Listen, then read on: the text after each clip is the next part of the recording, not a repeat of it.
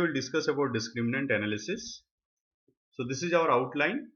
The first agenda point is what is discriminant analysis. Second, objectives of discriminant analysis. Third, applications of discriminant analysis. And this is the fourth, assumptions of discriminant analysis. Then fifth, discriminant analysis versus multiple regression. Then sixth, discriminant analysis versus cluster analysis. Seventh, discriminant analysis versus logistic regression. And at the end, we will consider a case study related to discriminant analysis. Now, what exactly discriminant analysis is?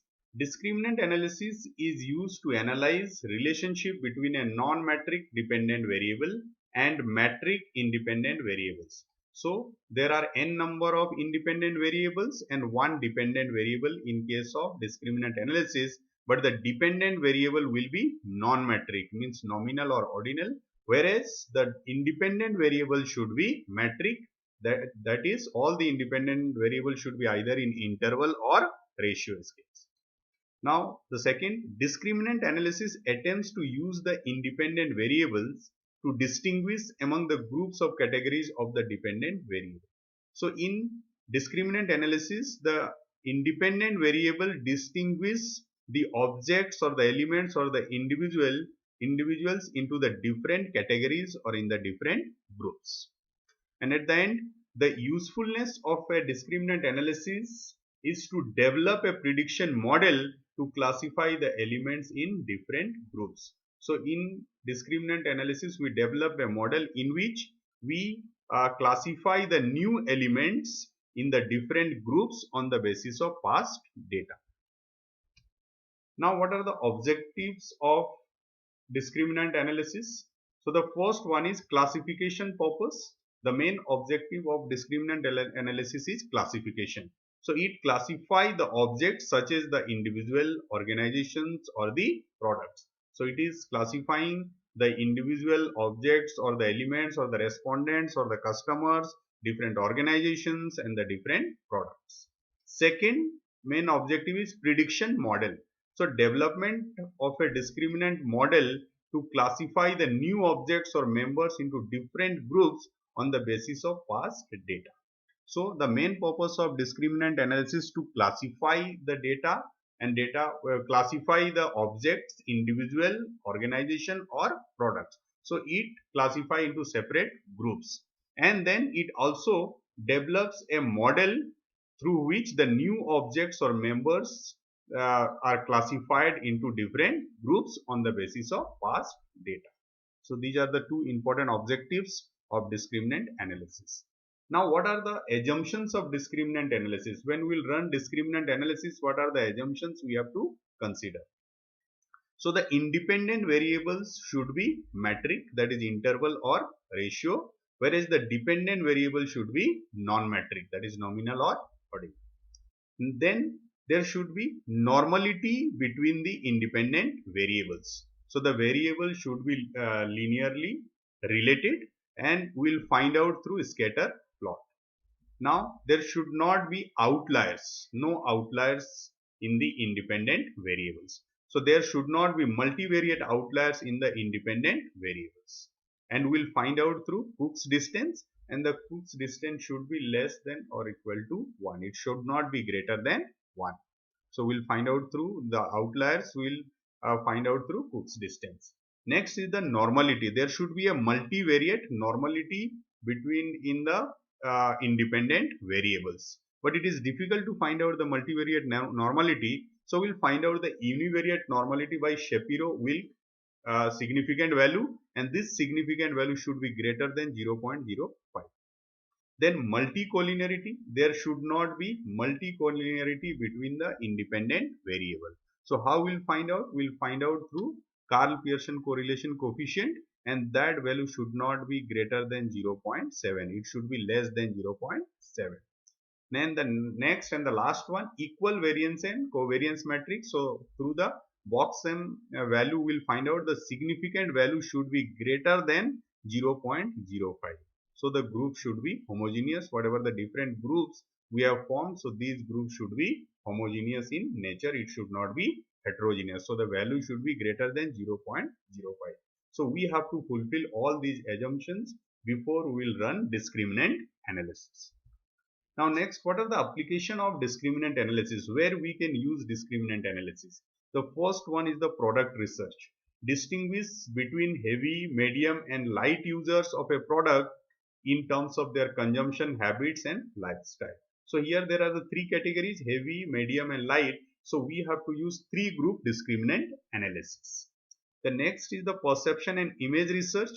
So what it is saying, distinguish between consumers who exhibit favorable or unfavorable perception of a store or a company. So here there are two groups, favorable and unfavorable customers. Those who exhibit the favorable condition, and those who do not exhibit the favorable condition, that is they exhibit unfavorable condition. So two groups. So here we can apply two group discriminant analysis. Third is the advertising research. We can identify how market segments differ in media consumption habits. So how, on the basis of advertisement, how the customers are divided into different groups. So that we can find out. Then the direct marketing. Identify the characteristics of consumers who will respond to a direct marketing campaign and those who will not. Here also there are two groups, those who will respond and those who will not. So then that also we can find out two group discriminant analysis. Again, the next is saying a COVID-19 patient, either that patient will survive or die. On the basis of past data, we will develop a model and we can find out for a new patient that that patient will either survive or die. Then in case of bank loan, a person will be a defaulter or he will not be a defaulter. So again, there are two groups, here also two groups. So these are the various situations in which we can apply discriminant analysis. Now, what should be the sample size when we run the discriminant analysis and the terminologies we use in discriminant analysis? What should be the sample size? It is 5:1. Means if we have one variable, then the sample size should be 5. If we have 10 variable, then the sample size should be 50. Also, the minimum in a group should be 20. If we have two groups, so in one group 20, another group 20, so the minimum sample size should be 40. So this is the requirement, minimum requirement. Now, how to find out the eigenvalue in discriminant analysis? So eigenvalue, it is denoted by lambda, sum of squares between the groups divided by sum of square within the groups. It is also known as the error term, that is the residual. Then this gives the value of lambda. And how we'll find out the canonical correlation? It is under root lambda divided by 1 plus lambda. We always prefer the higher canonical correlation value. If the value goes nearer to 1, then our model is good, our discriminant model is good, and it is differentiating the two groups correctly. So higher value of canonical correlation is favorable. Now we'll see what is the difference between multiple regression and discriminant analysis.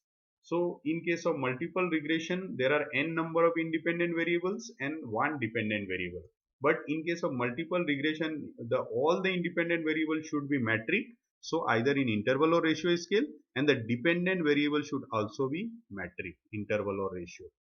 Whereas in case of discriminant analysis, the independent variable all should be in metric scale, that is like multiple regression only, but the dependent variable should be non-metric, either in nominal or ordinal. If it is so, then we can run discriminant analysis. So we know that multiple regression, this is the model of multiple regression. Y is equal to a plus b1 x1 plus b2 x2 plus b3 x3 plus bn xn. This is the model. So if we know the value of x1, x2, we have regression coefficient, we have constant, then we can find out the value of y, the dependent variable. Whereas the multiple discriminant analysis, it is zjk is equal to a plus w1 x1k plus w2 x2k plus w3 x3k plus wn xnk, where zjk is equal to discriminant z score of discriminant function j for the object k. So this is our dependent variable. A is again, it is the intercept constant term, and wi is equal to the discriminant weight for independent variable I, and xia is equal to independent variable I for the object k. So the basic difference between multiple regression and discriminant analysis is the dependent variable, here it is non-metric, here it is metric. Then the next, we will find out what is the difference between discriminant analysis and cluster analysis. In both the cases, we classify the elements. So what exactly the difference is? You can see here, statistical techniques concerned with classification are essentially of two types. One is cluster analysis, second is discriminant analysis. Then what is the difference? It aims to uncover the groups of observation from initially unclassified data. So there is heterogeneous group is there, and then we divide that group heterogeneous group into various homogeneous group. So earlier it was a uncover data and unclassified data, and that unclassified data divided into various homogeneous group. Whereas in case of discriminant analysis, what it is saying, it works with data that is already classified into groups. So we have past data of one group of customers and other group of customers, and from that to derive the rules for classifying the new individuals on the basis of their observed variable value. So we have already developed a model on the basis of past data. On the basis of, we have the two groups. On the basis of that, we have developed a model, and then through that particular model we try to find out whosoever the new individuals are coming, how these individuals will go in group number 1 or group number 2. So that is the basic difference between cluster analysis and discriminant analysis. Cluster analysis the divides, classify the data from the unclassified data, heterogeneous group into homogeneous group. Here the data is already classified on the basis of past data, and then we develop a model on the basis of that data, and we try to find out the new member will go in which group. So that is the basic difference. Now, what is the difference between discriminant analysis and logistic regression? So you can see here, discriminant analysis and logistic regression are two statistical tools that works with data that is already classified into groups to derive rules for classifying new individuals on the basis of their observed variable values. Observed variable values. So in case of logistic regression, types binary logistic, dependent variable, DV means dependent variable, two categories, that is the binary logistic. Then the second is the multinomial logistic regression. So dependent variable more than two categories. And the assumption, what it is saying, normality is not an issue. If our data independent variables are not normally distributed, then also we can go for logistic regression. What it is saying, the discriminant analysis, the types are 1-2 group discriminant analysis. If we have two categories in the dependent variable, then it is known as the two group discriminant analysis, and 3 group discriminant analysis. If we have 3 categories in dependent variable, then it is known as 3 group discriminant analysis. And what are the assumptions? So highly sensitive on normality assumption. So if we have the normality condition satisfying, then we should go for discriminant analysis. If not, then we should go for logistic regression. Now we'll consider a case study, car manufacturing company, and we are considering an example of two group discriminant analysis. It means that our dependent variable has two categories.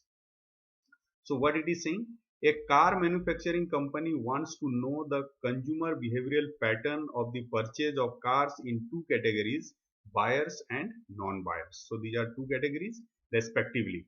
We should help it to place orders depending on the demand and requirements of the customers.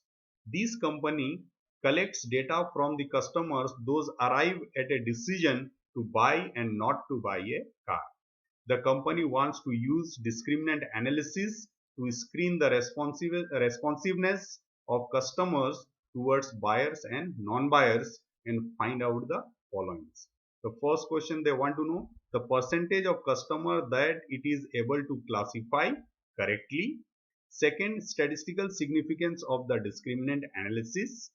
Third, which variables, that is the durability, interior design, mileage, looks, are relatively better in discriminating between customers for buyers and non-buyers. So which are the variable that is discriminating between buyers and non-buyers, which is playing the major role in doing so.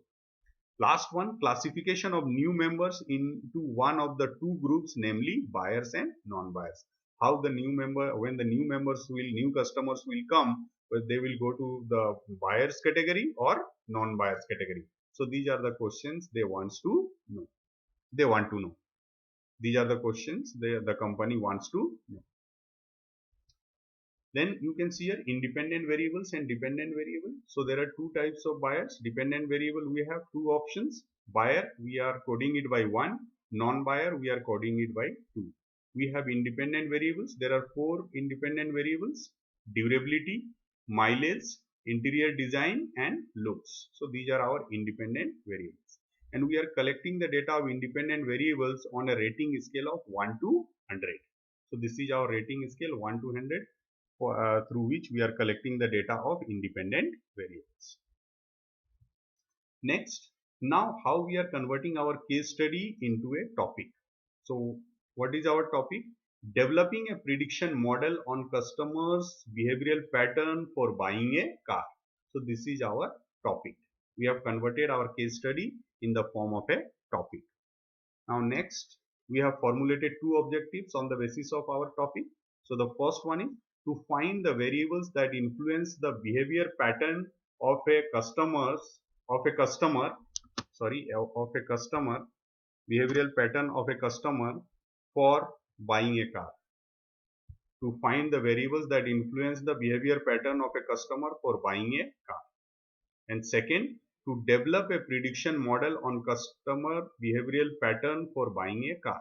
In second, this is the main objective, that we have to develop a prediction model for the customer behavioral pattern for buying a car. Here we are identifying the variables. That variables we have already identified. That is the durability, our looks, our we can say durability, looks, interior, all these things we have already considered the 4 variables. So that variables, through the review of literature on the past experience, we have calculated and we have found all these values. And second, we have to do the prediction model. So these are our two objectives. Next, we have to do the data analysis, and we have our data with us. So we have our data with us. You can see here. So these are our buyers. 111 means the buyers, the 20 buyers, the minimum size, and 222 means our non-buyers are there. Non-buyers are there. So there we have the sample size of 40. So as the sample requirement is saying, the minimum in one group there should be 20 customers or the respondents. Now this is the durability, mileage, interior design, and looks. So these are on a 1 to 100 point scale we have collected. So these are the things you can see here. Here are the buyers and these are the non-buyers. These are the non-buyers. You can see here in the variable view, this is the buyers. This is the value you can see here, buyer and non-buyer.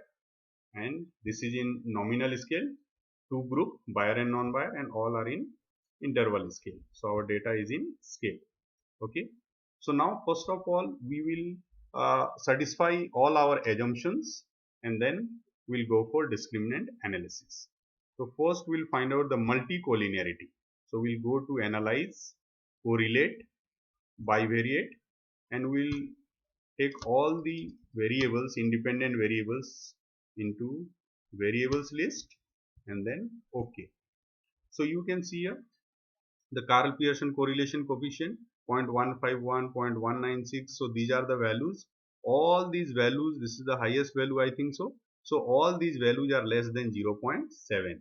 So it means that there is no case of multicollinearity in our data. There is no case of multicollinearity in our data. Okay. Then we'll find out the normality. So for normality we'll go to analyze, and then we'll go to descriptive statistics, then we'll go to explore, and then we'll go to explore, and then we'll take all the variables, these variables, into dependent list, and then we'll go to plots, and then we'll remove this stem and leaf. We'll click here histogram, and then normality plots with text, and then we'll click this, and then OK. So we'll see here, you can see here. So all these values you can see here, all these Shapiro-Wilk value of all the independent variables are greater than 0.05. So our univariate normality holds. It is difficult to find out the multivariate normality. So we have considered the univariate normality, and it is satisfying the condition of univariate normality, because all these significant values, the Shapiro-Wilk significant values are greater than 0.05. So we have satisfied two conditions. Then we'll go to outliers. For outliers, we'll go to regression, and then linear regression, So buyers will be on dependent list, the remaining will put on the independent list. Although it is a categorical data, it will not work for linear regression analysis, but only to find out the outliers, multiple outliers. Then we'll go to save, and then we'll click here the Cook's distance, and then continue, and then OK. Then you can see here, we'll find out Cook's distance, the value, Cook's distance value you can see here. Where is this is the Cook's distance. So minimum value is 0.001, the maximum value is 0.164. So the maximum value, it is less than 1. So it is very less, 0.1664. So we do not have the influential outliers, multivariate outliers. So that that condition also we have satisfied. Now we'll go for linearity. For linearity, we'll go to graph, and then legacy dialogues, and then scatter dot, then matrix, and then define, and then all the variables are already there, you can see here. So this is durability, mileage, interior design, and looks. Here we'll take all the variables and then OK. So you can see here, this is our data. So there is a linear relationship, you can see here, there is a linear relationship between the independent variables. So we have almost satisfied all the assumptions except the variance covariance. The box M significant value should be greater than 0.05, and we will do it when we'll run discriminant analysis.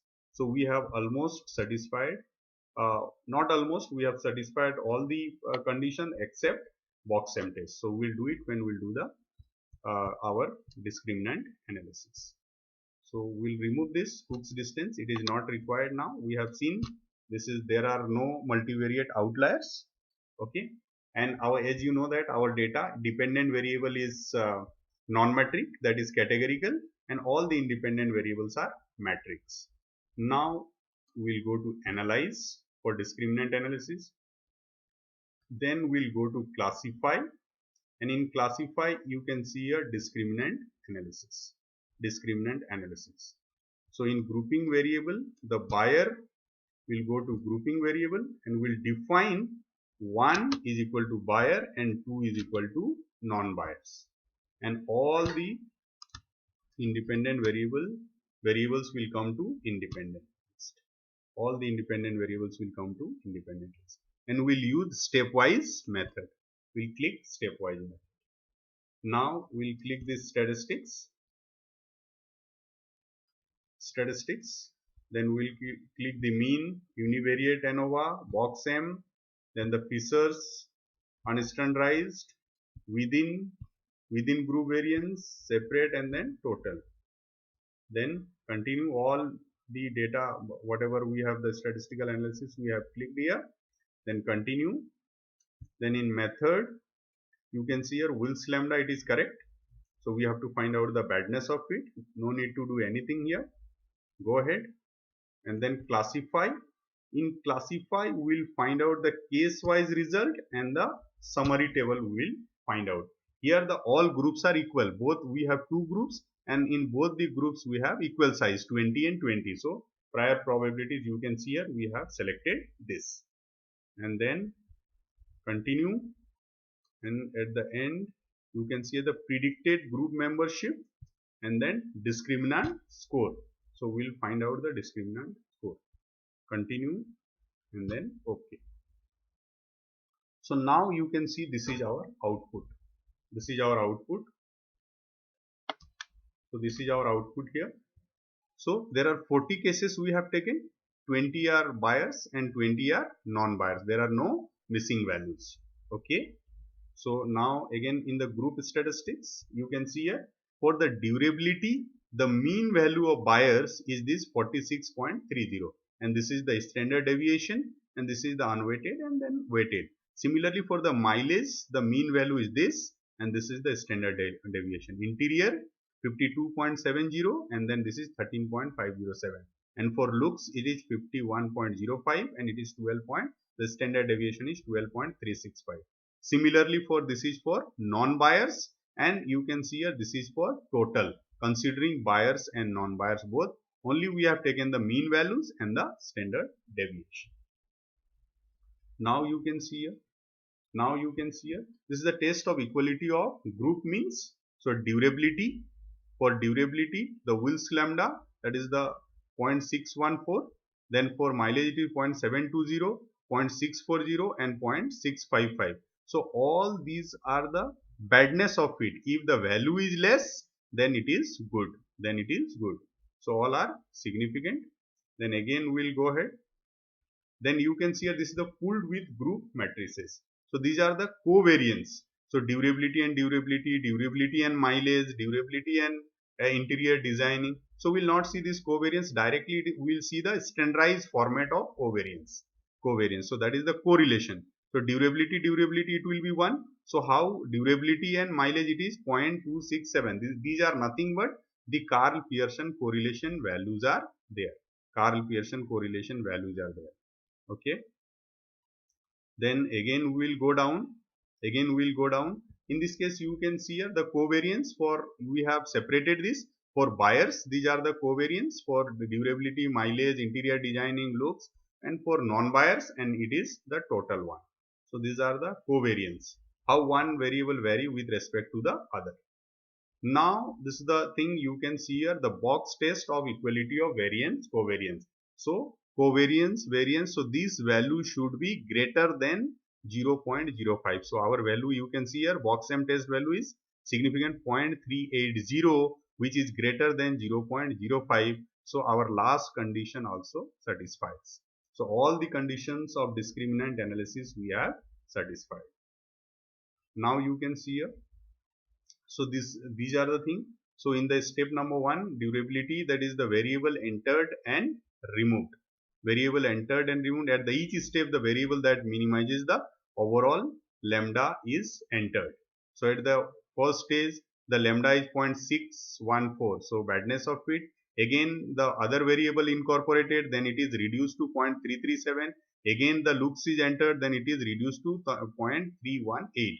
Here you are not able to see the mileage because the mileage is not contributing the significant difference between the buyers and non-buyers. So that's why that value is eliminated. Here it is the same thing it is saying. When we have incorporated this one step durability, then durability and interior design, then it is 0.614. Then durability, interior design and looks, then it comes to 0.337. Again we are doing this. So you can see here in the first step, when we are in the step number 1, then when we are taking this, then this lambda value is 0.614. This is the on the higher side, it should be on the lower side. Then in the second step, when the other variables are included, then it comes to 0.377, and again when the variables are included, then it is 0.318. So this is the 0.318, it is going towards 0. So if the lambda value is towards 0, then it is good because it is a badness of fit, and if it is going towards 1, then it is not good. So our model is not correct. So this is the value, this is significant difference, and the final lambda value is also there. You can see here. So this is our final lambda value 0.318, and it is significant. Here you can see here the eigenvalue. How we calculate the eigenvalue? Eigenvalue is the sum of square between the groups divided by sum of square within the groups, means the residual. I will tell you how to calculate, and on the basis of that it is denoted by lambda. and on the basis of that we calculate the canonical correlation. Higher the canonical correlation value is always better. So it will, our discriminant model will be good if it is towards 1. And I will tell you how these two values are calculated. You just remember. So it is, our canonical correlation value is good. It is just like Karl Pearson correlation value. Okay. Now we'll go down. We'll go down. So you can see a 0.70 durability standardized canonical discriminant function coefficient. So it is 0.705, interior design 0.743, and the looks it is 0.843. So these are the values. And then we will go to the structure matrix. In the structure matrix means durability is contributing on the higher side, then the interior design, then the looks, and then the mileage. Looks and the mileage. Here A means what? What it is saying? This variable is not used in the analysis because this is not contributing significantly. So that's why this value is eliminated, and you have seen in the earlier stage also mileage was not there. So these are the contribution of the value of the variable towards the dependent variable. So this is our final discriminant equation model. This is our discriminant equation model, and it is just like multiple regression. You can see here, this is our constant value and these are our significant value. So what will be our discriminant model? So z is equal to minus 7.229 plus 0.067 into durability plus 0.060 into interior design plus 0.47 into looks. So if we know the value of durability, interior design and looks, we can find out the value that in which category the new customer will go, either in the buyers category or in the non-buyers category. And these are the centroid value of the buyers category, and these are the centroid value of the non-buyers category. Centroid value of the non-buyers category. How we'll find out? I will show you in the Excel sheet. Now again we'll go down. You can see here the 40 we have taken, 40 people. There are 20 buyers and 20 non-buyers. Here these are the probabilities. You can see 50% are the buyers, 50% are the non-buyers. Total probability is 1, 20, 20, 40, 20, 20, 40. Now this is the, now we'll come to this table. You can see here the classification function coefficient. This is for the buyer. So all these are the coefficient of buyer, and this is the constant, and this is for the non-buyer, and this is the constant we have. Now you can see here the case-wise statistics. In the case-wise statistics, so initially we have taken this. This is the actual data. We have 1 to 20. We had all are in buyers category. But when we have predicted, this is the 6 number respondent. It comes to non-buyers. Again, the 11 number customers, it comes to non-buyers. So that is the misclassification we have done. So that's why our whatever the discriminant analysis we have done, it is not 100% correct. So certain percentage it will go down. Out of 20 we are explaining 18 are going on the correct group and 2 are on the wrong group. Similarly you can see here for the 21 to 40 all are non-buyers, but you can see here the 31 respondent actually he was non-buyers, but as per our prediction it is going as a buyers. So that is our misclassification we have done. And then again you can see here all these data are, these are the data you can see here. Just a moment, we will bring this. So these are the function value. So these are the value.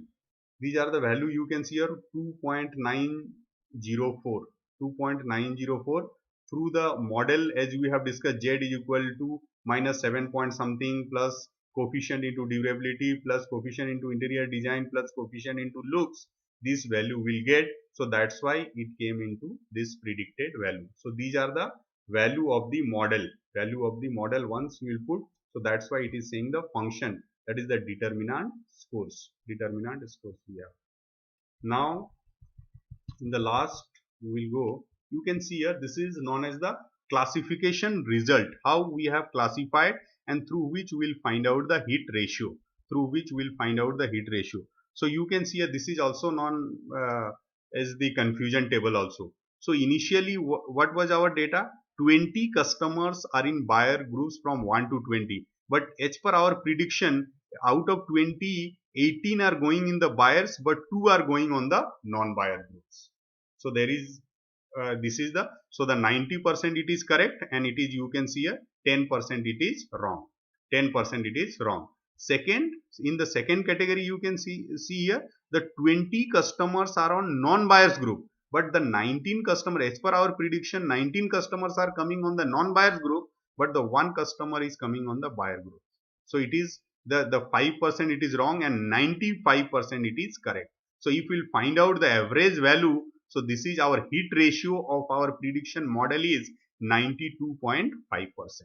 92.5%, that is our heat ratio. So again we'll go to that. This is the value, you can see, you just remember 1.428, these value, these are the centroid value, and then again I have shown you that the eigen value, these are the 2.417 eigen value, and this is the canonical correlation, eigen value and canonical correlation. So how to find out that, I will tell you, and then we'll go for the result output. So we'll go to analyze, and then we'll go to regression, linear, and then it is already there. Now we'll remove this mileage, because this is not contributing, and then we'll run the regression analysis, so you can see here what is the value, 6.822 and 3.178. So this is our data, I will just copy this data and I will paste it in Excel sheet, and I will show you how to calculate this. So this is the data we have pasted, that is equal to, so what was our eigenvalue? Eigenvalue was, that is the eigenvalue was sum of square between the group, eigenvalue was, what was it, this sum of square between the group, so that is this value, that is equal to this value, regression value, divided by residual, that is equal to sum of square within the group, so into is equal to, so that is equal to 2.14. This is our eigenvalue, we have calculated. And what is the formula of this canonical correlation? Canonical correlation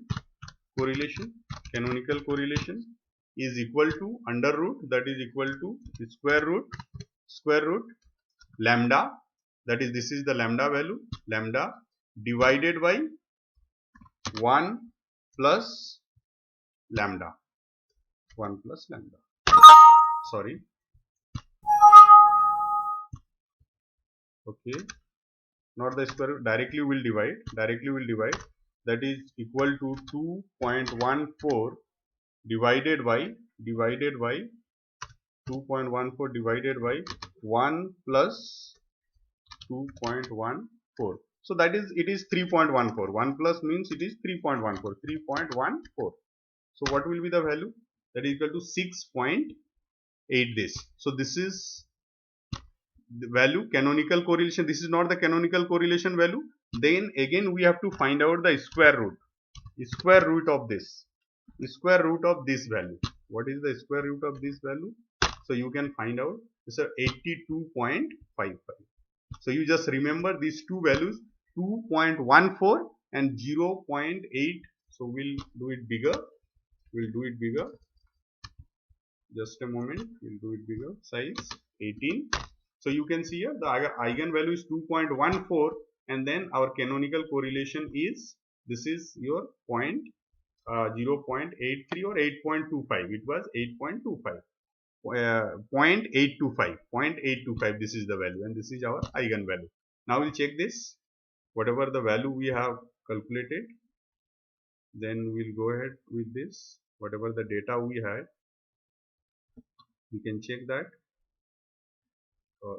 it was on the upper side.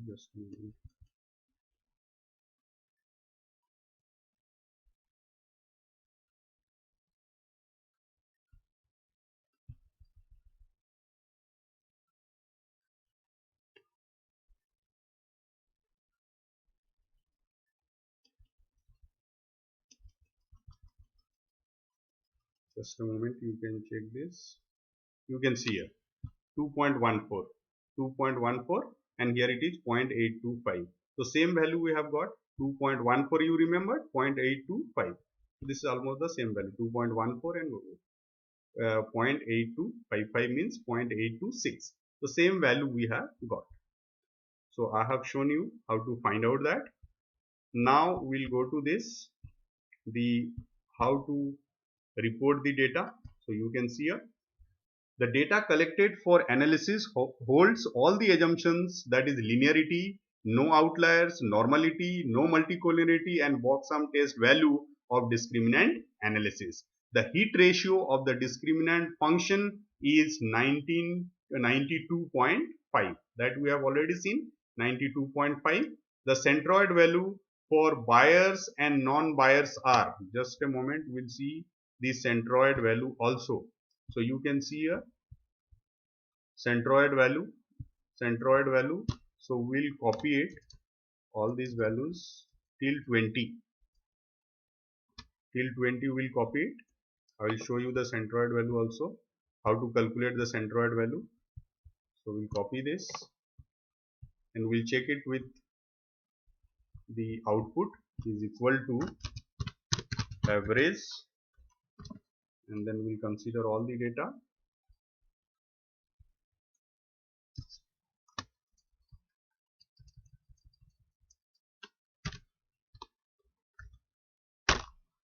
Point 1248, 0.1248, 0.1248, 60, 0.1248, 0.1248. This is for Bayes. This is for Bayes. Then we'll calculate for non-Bayes also. We'll calculate for non-Bayes also. We'll calculate for non-Bayes also. Copy this and then again paste it. Non-Bayes for non-Bayes. Just a moment. Paste it, and then we'll find out the average values is equal to average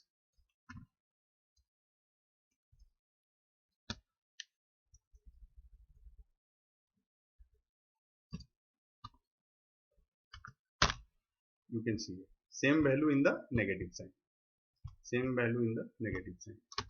Now we'll check this 1.428, 1.428, and then again I will show you this value. We'll see the centroid value.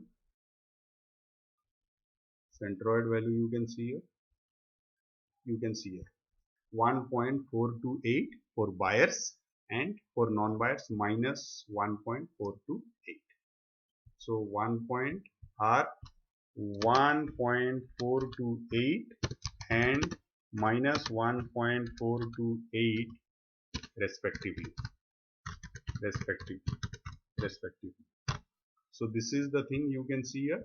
The centroid value for Bayes and non-Bayes are 1.428 and minus, and this is minus 1 point,